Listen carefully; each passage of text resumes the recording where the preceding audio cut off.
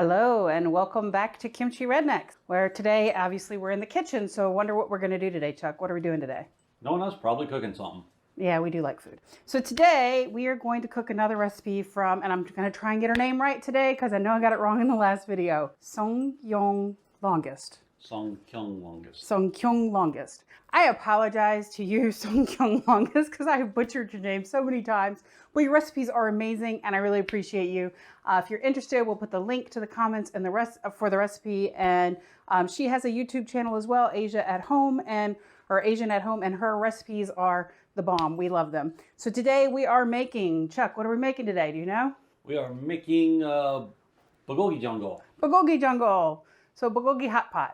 So she says in her recipe that you don't have to marinate your meat for very long, but I like my meat to have a lot of extra flavor. And since it's going into a hot pot, I want to give it a little bit of an extra bump for flavor. So I'm going to make the marinade now and go ahead and marinate the beef for a few hours. And then we're going to set up outside and actually cook it outside. So we'll take all the prepped veggies and everything outside, and hopefully we can sit outside and film and do our hot pot. So for now, we're going to start with making the sauce. So for this sauce, you need 10 to 12 cloves of garlic, finely chopped. All right, so then we're going to add to that 6 tablespoons of soy sauce.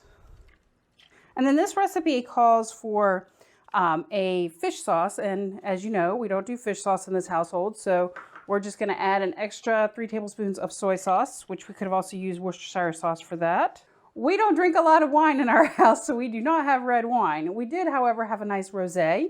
So it's 4 tablespoons of rosé wine. Then we've got 5 tablespoons of sugar, and then a 1/4 teaspoon of black pepper. And then for sauce purposes, we are just going to whisk this all together. All right, so then we have over here 400 grams of bulgogi meat. Now the recipe actually calls for about a pound, but 400 grams is close to a pound. Well, doing some rednecky conversions. Redneck math. 1 kilogram is 2.2 pounds. So 500 grams is 1.1 pounds. So 400 grams is just shy of a pound. So for you, probably 15 ounces or so. Those of you back home, you have the ability to get bulgogi meat. You would just have to ask your butcher at your grocery store to just basically finely slice it. So this is really just thinly sliced beef. Or if you have a local butcher shop, they may actually know what you're talking about.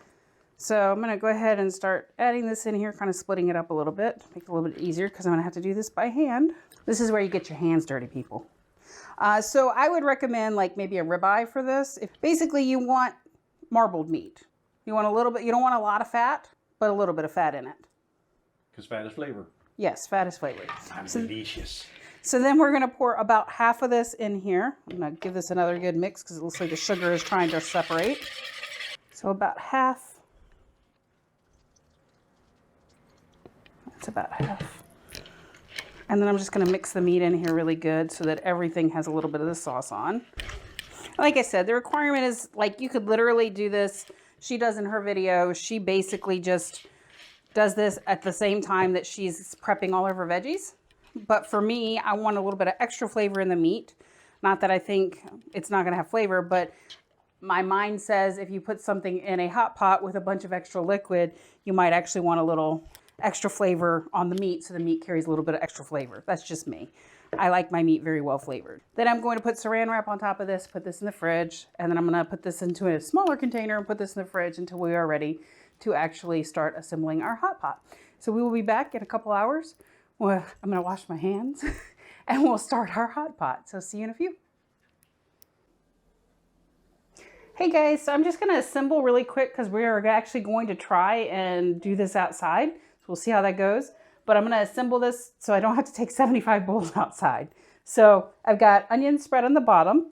So you've got your cut onion, just kind of sliced in. I kind of cut mine in little chunks because I always do. I'm adding a couple things that are not in the recipe. I'm adding carrot because we like to have some veg. She said you could use cabbage or you could use bok choy or crown daisy. I'm using cabbage because I actually have cabbage, so use what you have or whatever you like, but that's my choice. And then we're adding zucchini. She used a type of noodle called konjac noodles, which are, I think a sweet potato noodle, and neither of us was relatively interested in doing noodles with this. We wanted to do rice, so we decided to do rice with it. So we're gonna cook rice separately. So we've got the zucchini that I added for veg, mushrooms, green onion, and then tofu. And then right in the center there, we're gonna put the bulgogi meat, which has a really good scent to it right now. So it's marinated very well. Kind of makes me want to marinate a steak in this sometimes, Chuck. It just smells so good. All right, we'll leave it there for now. In a little bit, we're going to add water to it. We're going to add the leftover sauce that the bulgogi was not in. And then we are going to top it with sesame seeds and we're going to cook. So we'll see you in a few minutes.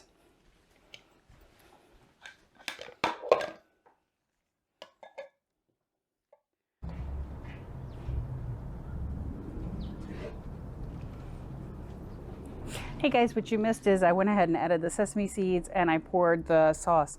You're gonna pour that sauce around the edge, not on top of your bulgogi, but the sesame seeds go on top of your bulgogi. Now you're gonna add about 24 ounces of water, again, to the side.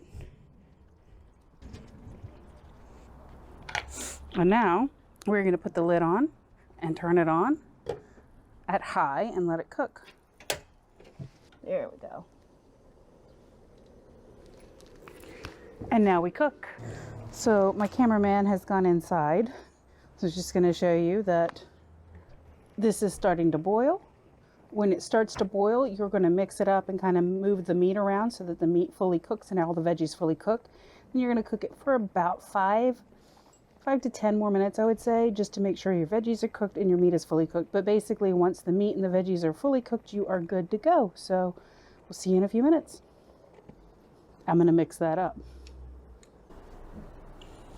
So while I was out here working on the boil, Chuck was microwaving some rice. I really need to start working with my rice cooker a little bit more. So maybe I'll do some videos and it'll inspire me to do some stuff with my rice cooker. We had some thought process about that a couple of days ago when we were talking. So maybe we'll be seeing some rice cooker videos. Right now, I'm just loving this gas cooktop stove so much and these hot pots that I just can't get enough of it. Yeah, we know this is awful similar to the last recipe we posted, there's no mandu in this. Which was Mandu Jeongol. This is Bulgogi Jeongol. So it's about 80% the same, but it's 20% different.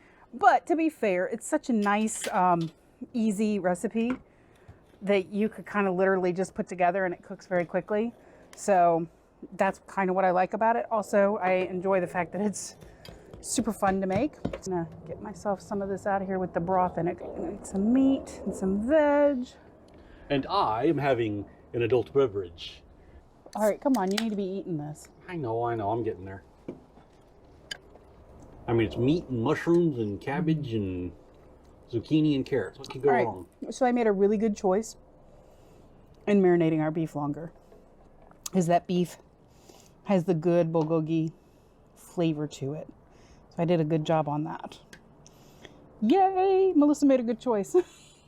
Probably could have marinated it overnight, but honestly, just a few hours was perfect for giving it a little extra kick of flavor. My beverage is apple juice. Get some bulgogi and some dubu here.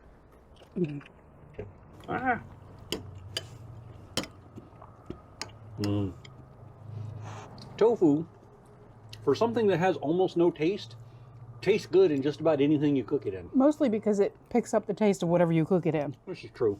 And this has got beef and mushrooms in it. Yeah. Although I'm not going to start having tofurkey or any of that stuff. That just doesn't even sound good. No, tofu is an additive, not a main ingredient. So the broth has a really good flavor to it, or the sauce, however you want to call it. I'm going broth because it's a hot pot and it's like a soup. So it's a little bit sweet, but not overly sweet, which is nice. But it does have a good depth profile to it. Definitely very bulgogi. If you are careful on your cook times and whatnot, your veggies can still be like al dente-ish, like kind of on the firm side of done, which I like. And your meat can be nice and soft.